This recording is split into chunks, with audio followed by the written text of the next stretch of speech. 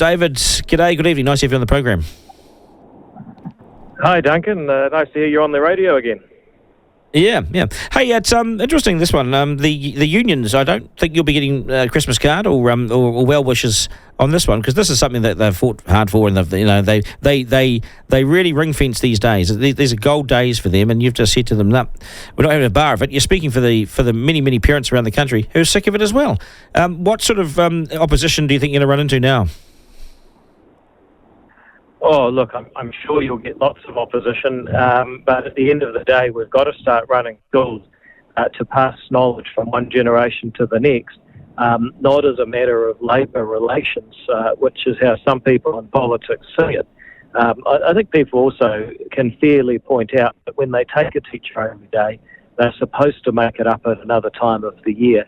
All we're really saying is that if they want to take a teacher-only day, it has to be with the permission of the Minister of Education. And the craziest thing of all is that's always been the law. So when I asked about this earlier in the year, I went to the Ministry of Education and I said, well, how come they can just take a teacher-only day right before a long weekend conveniently? And they went away and they looked up the law and they found that actually that they're not allowed to do that. They never have been. They've just been doing it. So all I'm actually doing is just saying that from now on the government's going to enforce the law. If they want to take a teacher-only day, then they've got to get the explicit permission from the Minister of Education, in this case Eric Stanford. If they want to do that, that's fine. Then they'll also have to make up the day at another time of the year, which is basically the policy now. We're just making it really clear because so many people are sick of a teacher-only day that's conveniently right before a long weekend. Yeah. Can we do this? Can this be enforced retrospectively so we get some of these days back and we force these guys to go back to school? I mean, it could be. I mean, I'm just joking on that, really, to be honest. But they've got away with this for a very long time. And successive governments have all been asleep at the wheel because they haven't known their powers. Yeah, well, I'm glad I asked the question, actually. But I think that there's something wider going on here, is that New Zealand's traditionally been a place that has valued education. It's interesting, just this morning I'm trying to go for a walk every now and then, and I was walking around Remuera, near where I live, and I walked past Remuera Primary School this morning. I noticed it was founded in 1873.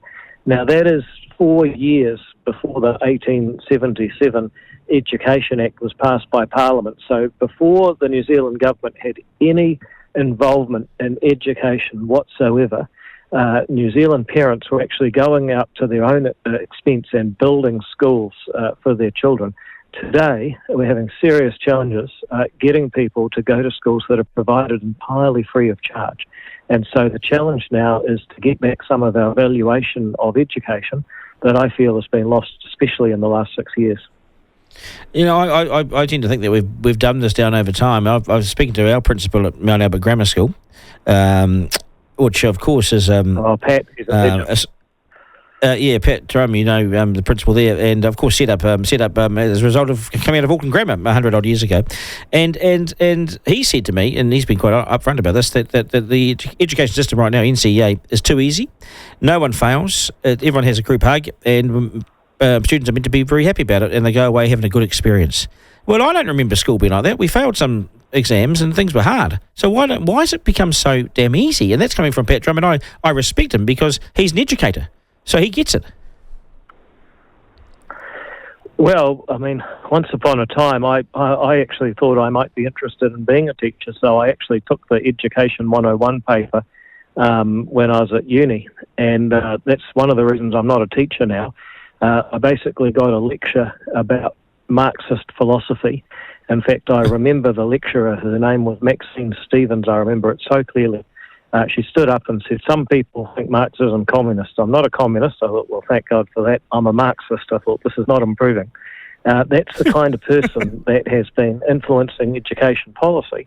And what they basically believed was that if you have exams that are pass or fail, that is a way of the ruling class keeping its dominance by making poorer kids fail. Now, and I'm not. This is not. If someone's just started listening, this is not what I believe. This is just what put me off teaching at the University of Auckland Education Department 20 years ago. And basically, instead of what we used to do, which is saying, the left wing of politics wants to help the poorer kids pass the exam at the same standard as everyone else. The left of politics got infected by Marxism and decided to lower the bar with the soft bigotry of low expectations for poorer kids. And that's why I'm proud of charter schools, I'm proud of attendance, I'm proud of what we're doing with ECE, and even making school lunches more efficient to save money. We're recommitting ourselves to a society where we pass knowledge from one generation to the next. So no matter who your parents are, how you're born, or what colour of skin you have a choice and a chance to make it in this country. It's fundamental. It's what the Labour Party stood for once upon a time. And it's a funny old world. It's what ACT stands for today. Yeah, isn't it weird? The charter schools, and I've always supported these, and I'm involved with a couple of them in Auckland, actually, with Alwyn Paul and on the board. And I've put my hand up because he asked me, and I put my hand up because I believe in it. I don't believe that one system can deliver for everybody. You've got to at least have some competition in the market. But again, you've pissed off the unions because they're not concerned that you're going to fail. They're concerned you're going to succeed, and they're concerned that you're going to actually do well. These kids will do well.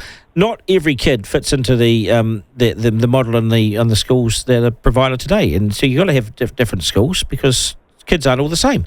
And I reckon the charter schools thing has been a fantastic experiment. Not all of them will be amazing; they won't all succeed, but you've got to try something because to stick with the current market and the current approach is to fail kids. Well, I think that's about right, and I also just think that. Having been in Wellington, I've been a minister, I've worked as an advisor, I know a little bit about how government works, and I can tell you they don't have a monopoly on good ideas.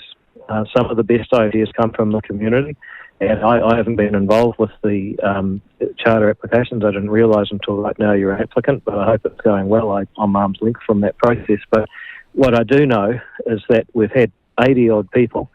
And from what they're telling me, many of them will blow your mind with the creativity, the innovation, and the passionate people who have said, look, there are ideas for engaging kids in education that haven't been thought of in Wellington yet, but we're going to bring them and make them available for those students. Well, I wonder if you look at the curriculum today and you look at the approach in schools and so forth, and how we're teaching and what we're teaching. I wonder because you won't get the truancy in the charter schools that you'll get in the current public schools, and I wonder if with social media, so it's a very complex world, isn't it, obviously, David, but with the social media, the bells and whistles there, and then the kids go into these colleges and they're bored shitless by some of the curriculum and the way it's taught and everything, and so they find all sorts of ways to be truant because it's they're sitting at home all night on their phone, and then they can't be bothered going to school because it's not as exciting as what they had on the phone, and there's all sorts of complexities around this. But our truancy rates New Zealanders need to be reminded about this. We put all that investment into it, but only half of them are showing up. You might as well cut the investment by half because they're not there. Well, I think it's a little bit unfair. I mean, the data we released today, 53% are attending at least 90% of the time. So on any given day, you typically have about 79 to 85%. Now, I'm not defending that. That's nowhere near good enough. Our target is for 80% of students to attend 90% of the time, and that means that on any given day, 94% of the kids will be there. So if you've got a class of 30, then on any given day there might be 28 there and 2 away. That's basically, we feel that's about a healthy rate to get to. You won't get much better than that because there's always going to be someone sick or whatever.